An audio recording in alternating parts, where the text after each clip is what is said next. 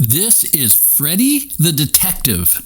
There's 26 Freddy the Pig books, which tells you how popular and beloved this series is. Now, Freddy is a pig. He lives on the Bean family farm with other animals. In this book, he's a detective. Feel free to follow along, or if you'd rather, sit back, close your eyes, and go to sleep listening to Freddy the Detective. Chapter 1. Freddy's First Case. It was hot. When Alice and Emma, the two white ducks, got tired of diving and swimming about in the pond, they climbed out on the bank and looked over toward the house where Mr. Bean, the farmer, lived. And, "Oh," said Emma, "the house looks as if it was melting. All the straight lines, the roof and the door and the walls are wiggling. Look, Alice." "It always looks like that when it's hot," said Alice. "Well, I don't like it," said Emma. "It makes me feel funny in my stomach. I think things ought to stay what they are, even if they are hot. Let's jump in again and cool off." Alice looked at the water without much interest. It wasn't a very large pond, and in it were 3 cows and 2 horses and a dog, and on the bank were half a dozen other animals who were resting after their dip. "Too much company," she said crossly, or as crossly as she could, for she was really a very mild duck. "I don't know why they call it a duck pond. Just as soon as warm weather comes, every animal on the farm seems to think he has a perfect right to use it as a swimming pool without so much as saying please. And just look at that, Emma," she exclaimed. "What chance would you and I have in there now?" 2 of the cows, Mrs. Wiggins and Mrs. Wurzburger, were having a race across the pond and back. They splashed and floundered and snorted, making waves that would have upset the stoutest duck, while the animals on the bank cheered and shouted encouragement. "Come on, let's take a walk," said Emma. "Let's find a place in the shade where there's a breeze. That water's just as hot as the air is anyway." They waddled up the lane toward the house, and in a corner of the fence they came upon Jinx, the black cat, who was lying on his back with all 4 paws in the air, trying to keep cool. "Hello, ducks," he hailed them. "Gosh, you look nice and cool." "Well, you don't," said Alice. "I should think you'd stifle lying in that breathless corner. Why don't you come with us? We're going to look for a breeze." "Whoops," shouted Jinx, jumping up with a bound. "I'm with you, girls. Tell you what, we'll go find Freddy. That pig'll be in a cool spot, you bet. He knows how to be comfortable better than any other animal on this farm." Freddy was indeed a very clever pig. It was he who had organized the animals on Mr. Bean's farm into a company known as Barnyard Tours Incorporated, which took parties of other animals on sightseeing trips. He knew how to read, and he had gathered together quite a library of the books and magazines and newspapers that different animals had brought in to pay for their trips with. He kept them in a corner of the pig pen, which he called his study. The ducks knew that even if Freddy wasn't in a cool spot, he would have a new bit of interesting gossip or some story he had just read to tell them about, so they started out to find him. "Have you heard about Everett's train of cars?" asked Jinx as they walked along. "No," said the ducks. Everett and his sister Ella were the 2 adopted children of Mr. and Mrs. Bean, whom the animals had rescued the year before from a dreadful place when they had been living in the North Woods.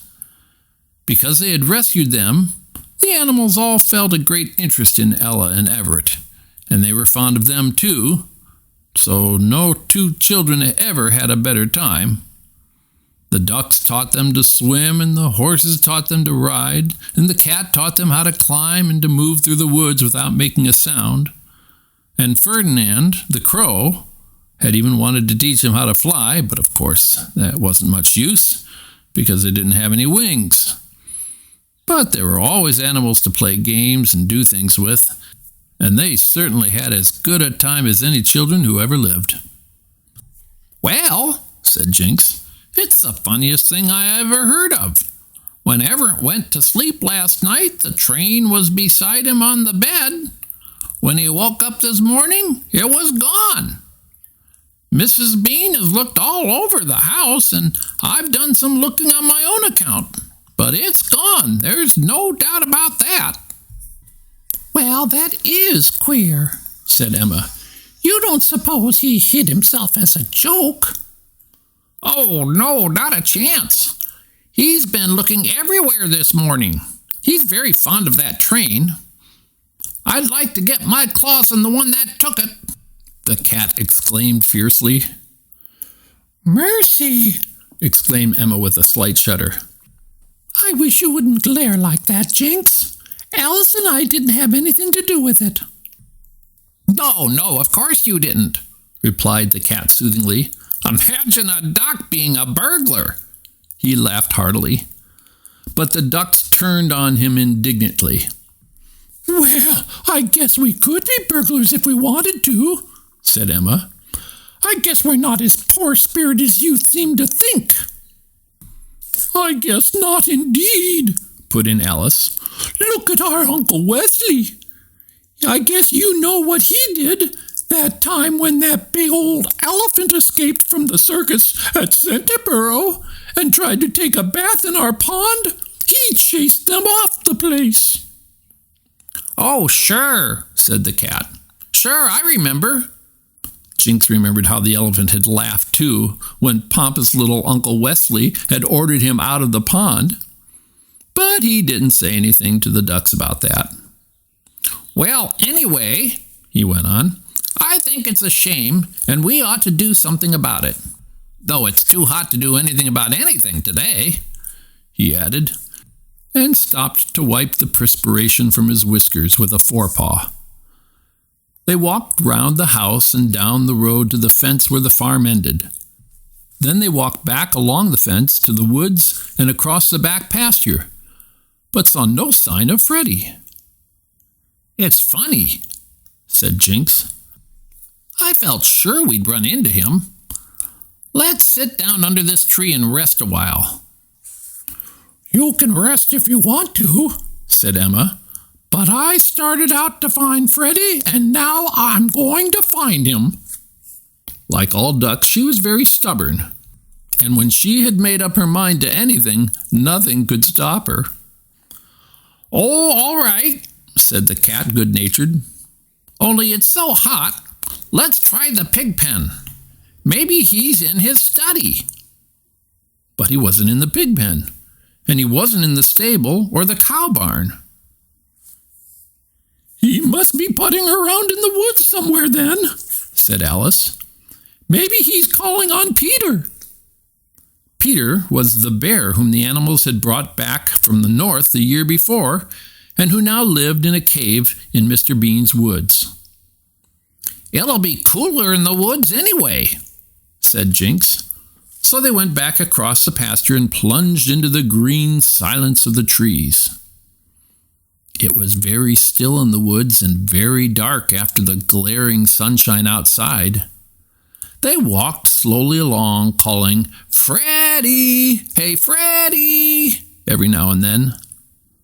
Jinx liked the woods, but the ducks began to get a little nervous.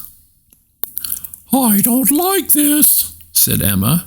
"It's so dim and still, and I feel as if something were following us. There, did you hear that?" She stopped, and they all looked back over their shoulders, for somewhere behind them a twig had snapped. "Nonsense," said Jinx. "There's nothing here to hurt you. Come along." Said Emma doubtfully. "I don't like noises behind me. Uncle Wesley always said, when you're out walking and hear noises behind you, it's better to go right home." "But you're with me." said Jinx. "Oh, all right," said Emma. "we know you won't let anything catch us." And they went on. But the ducks were very nervous, and they walked with their heads turned round so far backwards that they were continually tripping over roots and stones. And even Jinx began to feel a little uneasy, particularly as his ears, which were sharper than the ducks, told him that someone really was following them. He wasn't afraid for himself. There was no animal in the woods that could hurt him, but he thought it might be a fox, and there's nothing a fox likes better for supper than a nice plump duck. He was about to suggest that they turn back when Alice suddenly gave a terrified quack and tumbled over in a faint. "Good gracious!" exclaimed Emma. "She must have seen something that frightened her terribly. She hasn't done that in I don't know when. No, there isn't anything you can do. She'll be all right in a minute. Just keep her head low. Dear me, I wish we were out of here." "We'll go right back," said Jinx, who was supporting the swooning duck in his paws. "There, she's coming round now. Well, Alice, you did give us a fright. What is it you saw?" Alice's eyes opened slowly. "Where am I?" she murmured. Then she remembered. She scrambled to her feet. "There!" She pointed with her bill. "Right behind that clump of bushes. There was a face with a long, pointed and white nose." She broke off and shuddered violently. "It gave me such a turn." "You wait here," said Jinx. "I'll show him." And he crouched low on the ground and crept noiselessly toward the bushes. As he came close to them, the duck saw him gather himself together, then spring clean over the bushes. There was a commotion among the leaves, a snarl, a shrill squeal of fright, and out into the open dashed Freddy with Jinx on his back. The cat was cuffing the pig soundly about the head, but as they came near the ducks, he jumped down, and Freddy stopped, shook himself, and looked about him ruefully. "You didn't have to be so rough, Jinx," he complained. "I wasn't doing any harm." "You scared Alice here into a faint," said the cat angrily. "What on earth were you trying to do? Play Indian?" "I'm sorry, Alice," said Freddy.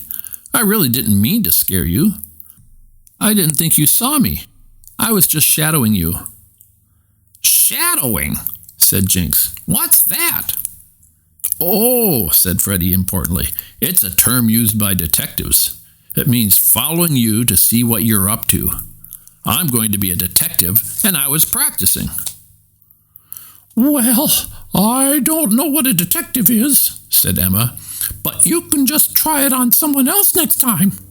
I think it's mean of you to scare us like that. You even scared Jinx." "You did not," said the cat quickly. "But you were trying to, and I'm going to get even with you for it, Freddy. I wasn't. Honestly, I wasn't, Jinx," protested the pig. "Look here, I wasn't going to tell anybody about it, but I'll let you three in on it to make up for giving you such a scare. I got the idea from a book I found in the barn, The Adventures of Sherlock Holmes. It's the best book I've come across in a long time, and you'll admit I know something about literature. I'll venture to say there isn't a pig in the country has a finer library or a wider knowledge of—" "Oh, cut out the hot air," interrupted Jinx rudely, "and let's have the story." "Well, it's this way," said Freddy. "This Sherlock Holmes was a great detective. Whenever a crime was committed and nobody knew who committed it, they'd call in Sherlock Holmes and he'd find the criminal." "But how did he find him if nobody knew who he was?" asked Alice. "Because he was so clever," Freddy replied. "Maybe the criminal would leave footprints behind, and then Holmes would find out who made them. Oh, he was a wonder. He saw little things about people that nobody else would notice, for one thing. He could look at you and tell about where you'd been and what you'd been doing just by noticing these things. Why, I'll show you how it's done. It's easy when you know how. Look at Jinx here. Look at his back. There are a lot of little pieces of grass and leaves in his fur. This is a piece of a leaf off a raspberry bush. The only raspberry bushes on the farm are around the fence up by the house, so we know he's been there. Then, how did they get on his back? Well, it's a hot day, and cats sometimes lie on their backs to get cool, so we can be pretty sure he's been sleeping on his back in the corner of the fence up by the house. Gosh, that's pretty good, Freddy, said Jinx. It really isn't so good, said Freddy modestly, because I saw you sleeping there. But, of course, I could have told that you had been there anyway, as soon as I saw the leaves in your fur. But what were you following us for? Asked Alice. Why, just what I've been telling you. I was shadowing you. I was practicing being a detective. I followed you all around the farm. I didn't mean you to see me, of course. If I'd been a good detective, you wouldn't have noticed anything about it. I was trying to see what you were up to. Why didn't you ask then? Said Emma. Detectives don't ask, said Freddy impatiently. Can't you understand? No, I can't. You were taking such a lot of bother to find out something we'd have told you right off. We were just looking for you. He means that he was pretending that we were criminals, Jinx explained. Of course, if we had been, and we'd been going to steal something, we wouldn't have told him. It wouldn't be of any use to ask then, see? Oh, said Emma, and Alice said, oh, in just the same tone. And then they both said in their little flat voices, let's go back. Jinx winked at Freddy. They were very fond of the ducks. Alice and Emma were the kindest-hearted little creatures in the world, but it was useless to try to explain anything to them that they didn't already know about. And even with things they knew about, they sometimes got terribly mixed up. They waddled along happily together, their fright entirely forgotten, and Jinx and Freddy followed them, talking about detectives. Freddy told one or two of Sherlock Holmes' adventures out of the book, and Jinx was greatly interested. By and by he said, look here, Freddy. I forgot all about it in the excitement, but there's a job for a detective on this farm now. And he told about the missing train. Freddy was all enthusiasm. I'll get on the job right away, he said. I'll find that train, you bet. There are a lot of mysteries on a farm like this, and I'll solve them all. Maybe I can write them up in a book. The Adventures of Freddy the Detective. And this will be the first one, Freddy's First Case. If you find the train, said Jinx. Oh dear, said Freddy mournfully. I like you, Jinx, but why do you always have to say things like that? Of course I'll find it. Sure you will, old pig, said the cat with a grin, because I'm going to help you.